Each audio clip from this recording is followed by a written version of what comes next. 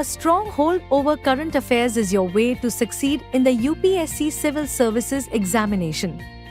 Brace yourself and get detailed coverage of relevant news both nationally and internationally.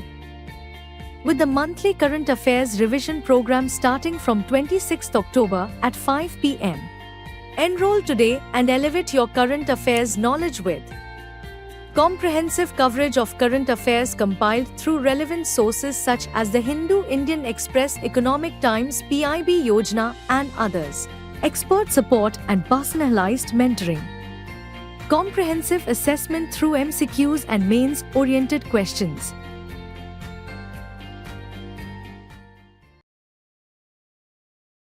Hello and welcome to this edition of News Today. Without delay, let's have a look at the headlines first. Supreme Court upheld the inclusion of socialist, secular in the preamble of the Constitution.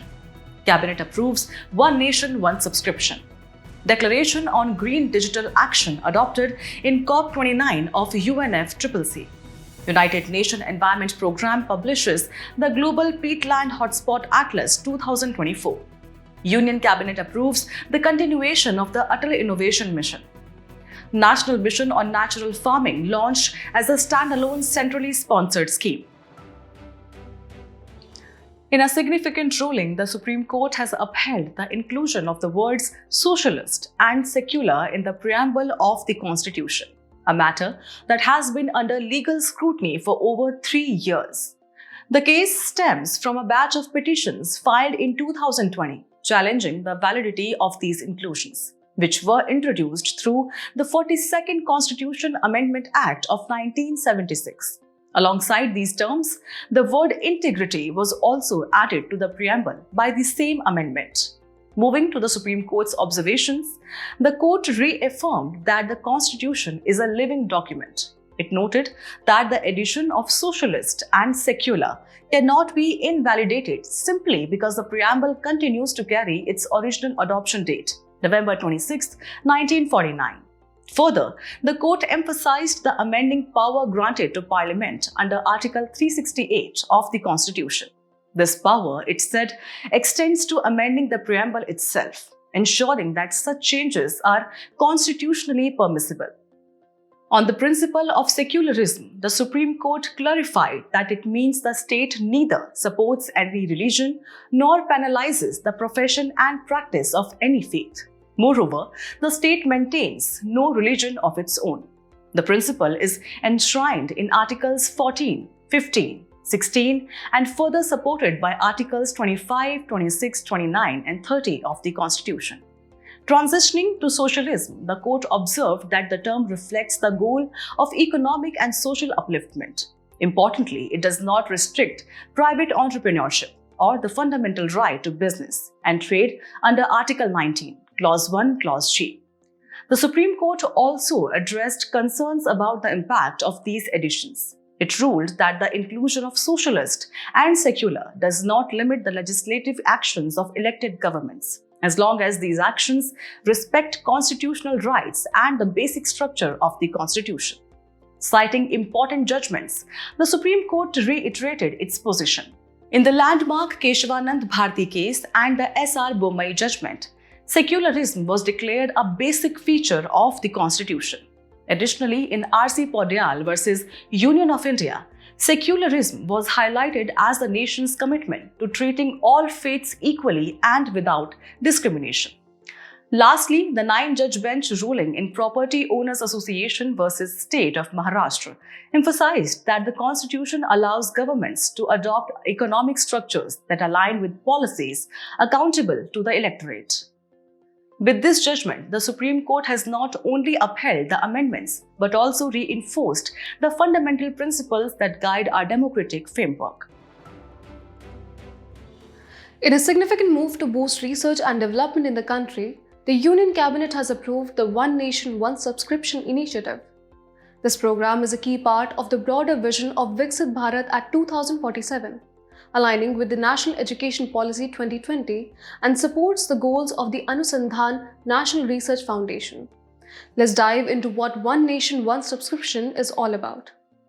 It's a central sector scheme designed to provide nationwide access to scholarly research articles and journal publications, all on a single platform. It will be administered through a simple, user-friendly and fully digital process. In terms of financials, the Cabinet has allocated Rs 6,000 crores for the initiative, which will be rolled out between 2025 and 27. The Ministry of Education will oversee the project, with the Department of Higher Education managing a unified digital portal called One Nation, One Subscription. This portal will serve as the gateway for institutions to access journals. Moreover, ANRF will periodically review the usage of One Nation, One Subscription and publications of Indian authors of these institutions. Now, who will benefit? The primary beneficiaries are higher educational institutions under both central and state governments, as well as research and development institutions of the central government. Access will be coordinated through a national subscription led by Information and Library Network, an autonomous inter-university center under the University Grants Commission. The scope of One Nation, One Subscription is vast, covering more than 6,300 plus government educational and research institutions, which is expected to benefit around 1.8 crore researchers. Additionally, it will significantly increase access to scholarly research in Tier 2 and 3 cities, bridging the geographical gaps in research participation. This initiative is a part of a broader push for research and development in India, reflected in the recent announcements in Budget 2024-25.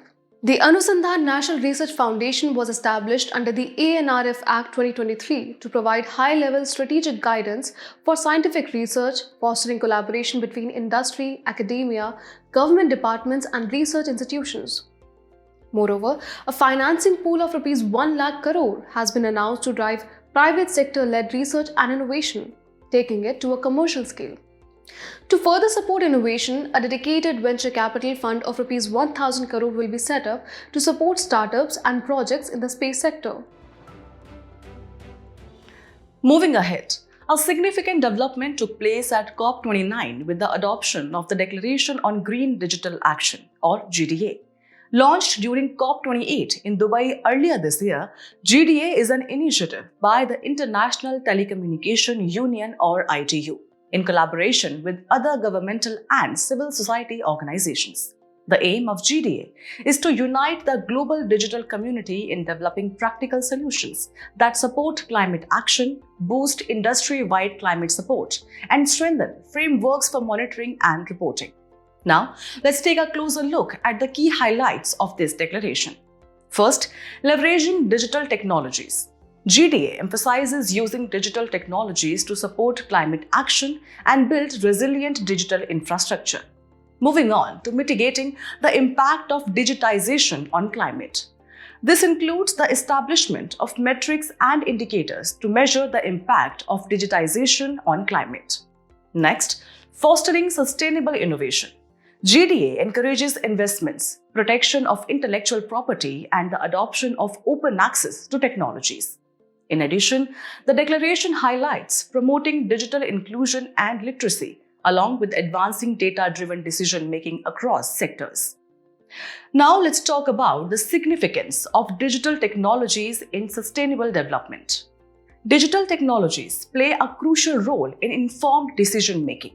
With tools like data analytics and cloud computing, energy consumption can be optimized, which supports sustainable manufacturing processes. There's also a strong focus on sustainable design approaches, promoting a circular economy model rather than take, make, dispose to achieve climate goals. Moreover, the declaration advocates for promoting open data sources, ensuring that information is easily accessible and driving innovation towards newer, cleaner technologies like digital public infrastructure. Finally, digital technologies are instrumental in disaster management, enhancing climate monitoring and forecasting. They play a vital role in early warning systems, early communication, and aiding search and rescue efforts during disasters. In conclusion, the Green Digital Action Declaration marks a significant step forward in integrating digital solutions with global climate efforts. As countries and organizations unite under this framework, the path to a sustainable future becomes clearer, with digital technologies playing a key role in addressing climate challenges. The United Nations Environment Programme, or UNEP, has recently published the Global Peatland Hotspot Atlas 2024, a significant update building on the UNEP's Global Peatlands Assessment 2022 and accompanying the Global Peatland Map 2.0. Both are flagship products of the UNEP Global Peatlands Initiative. This initiative was formed during the 2016 United Nations Framework Convention on Climate Change, or UNFCCC COP in Marrakesh, Morocco, to address the urgent need for global peatland conservation. Now let's take a closer look at what peatlands actually are. Peatlands are terrestrial wetland ecosystems where waterlogged conditions prevent the full decomposition of plant material. Consequently, the production of organic matter exceeds its decomposition, resulting in a net accumulation of peat. Peatlands cover 3.8% of the world's land area and can be found in diverse regions, from the naturally forested peatlands in Europe and tropical peat swamps in Southeast Asia to the permafrost areas of Russia and Canada, as well as high mountain peatlands in the Andes and Himalayas. The world's largest tropical peatlands are located in the Congo Basin. However, peatlands are under threat. Nearly 12% of global peatlands are degraded, with more than 60% of peatlands in India facing degradation. Key threats include agriculture, peat extraction, industrial activities, and infrastructure development. This degradation represents currently 4% of global anthropogenic emissions.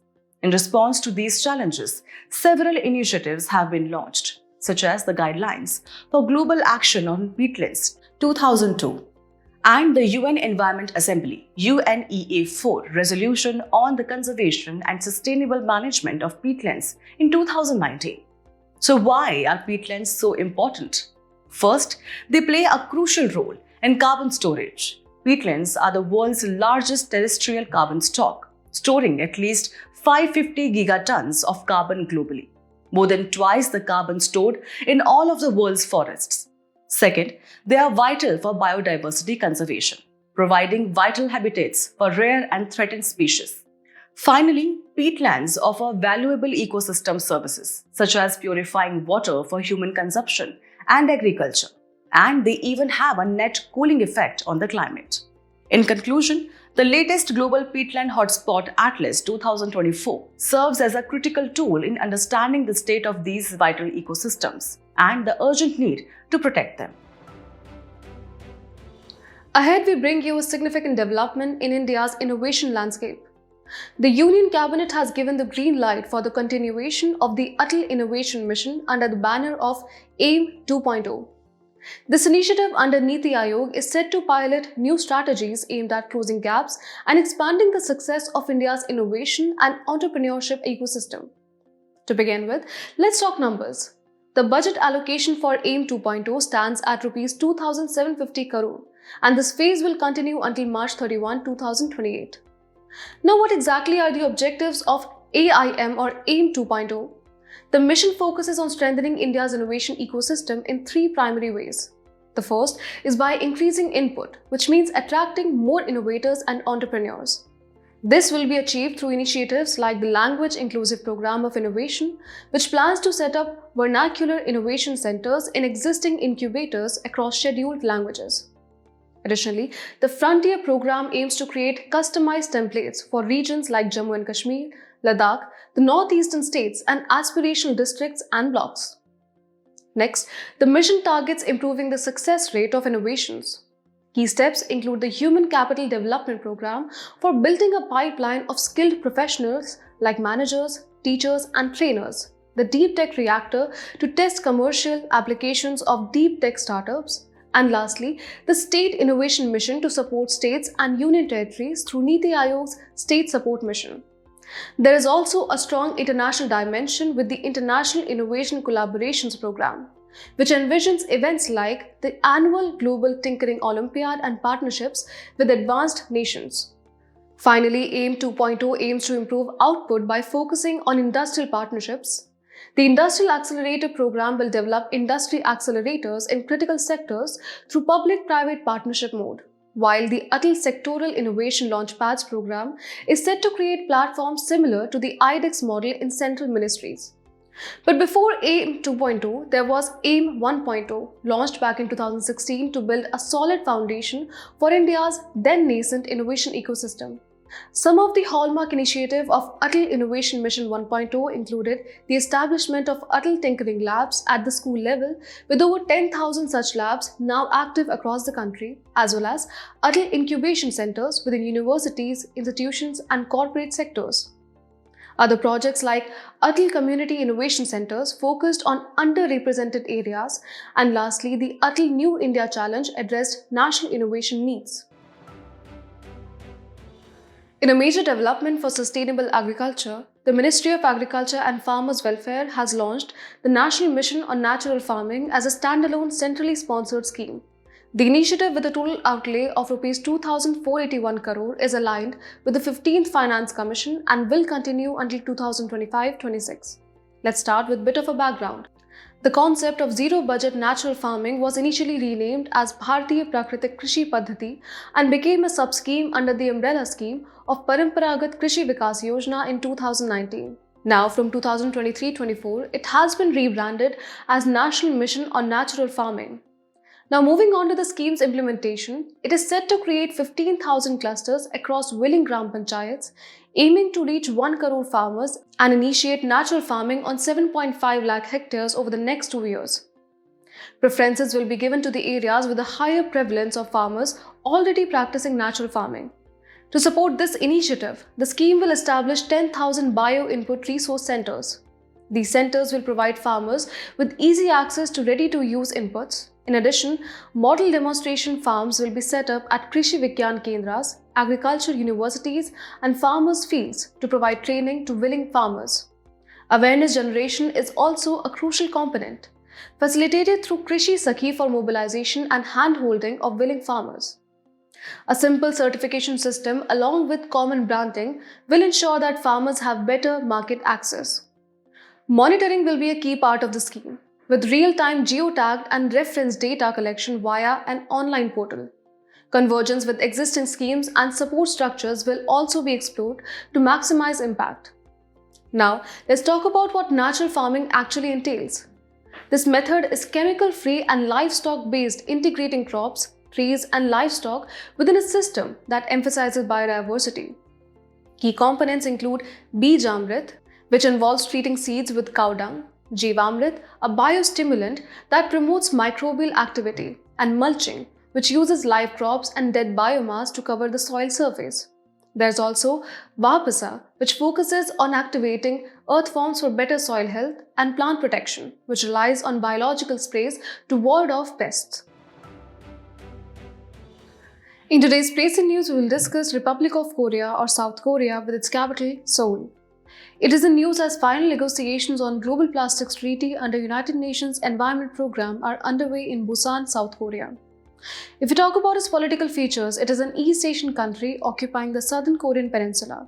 It shares its boundaries with North Korea to the north. Moreover, 38° north latitude or parallel separates it from North Korea.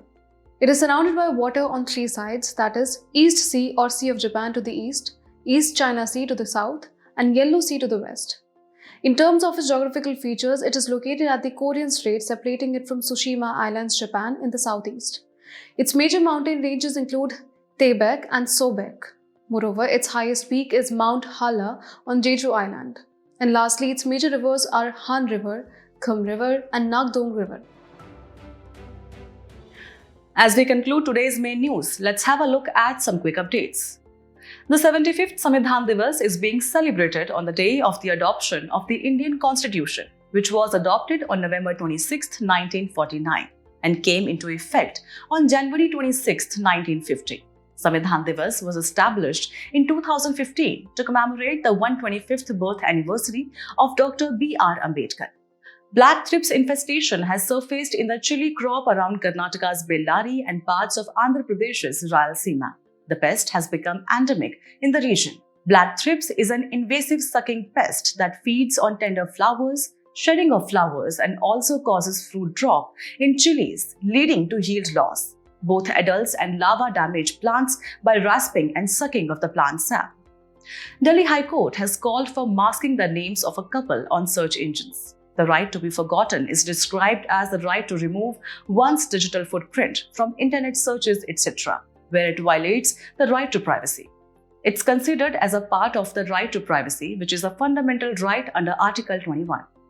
According to the Lancet HIV journal, new HIV infections have fallen 22% and HIV-related deaths 40% globally.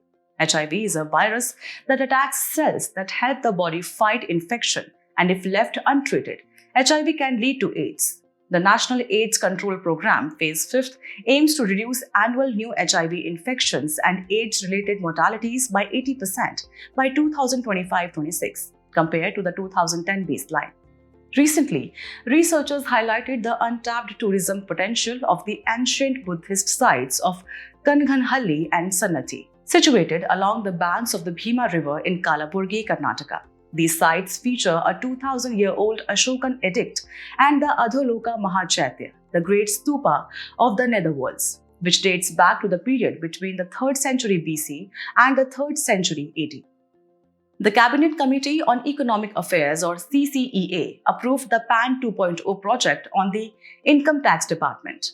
PAN 2.0 project is an e-governance initiative for re-engineering the business processes of taxpayer registration services through technology-driven transformation. It will be an upgrade of the current PAN/TAN 1.0 ecosystem. Members of the Riang community, classified as a particularly vulnerable tribal group or PVTG, have sought recognition for their language, Kaubru. There are 75 PVTGs in India identified based on Debar Commission recommendation. The Riang tribe is the second largest tribal community of Tripura from the Indo-Mongoloid race.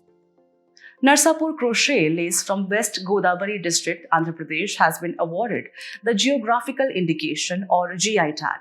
Narsapur crochet lace involves creating lace with cotton threads in various colors, using fine crochet needles of different sizes to produce delicate designs.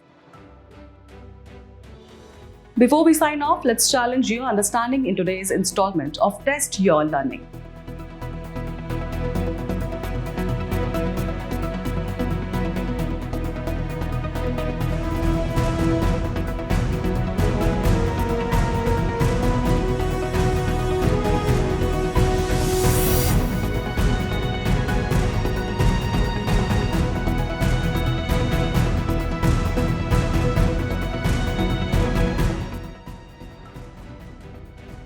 Thank you for joining us. We hope you found this episode of News Today engaging. For the solutions to the quiz and to access the PDF version of News Today, remember to visit the provided links in the description below.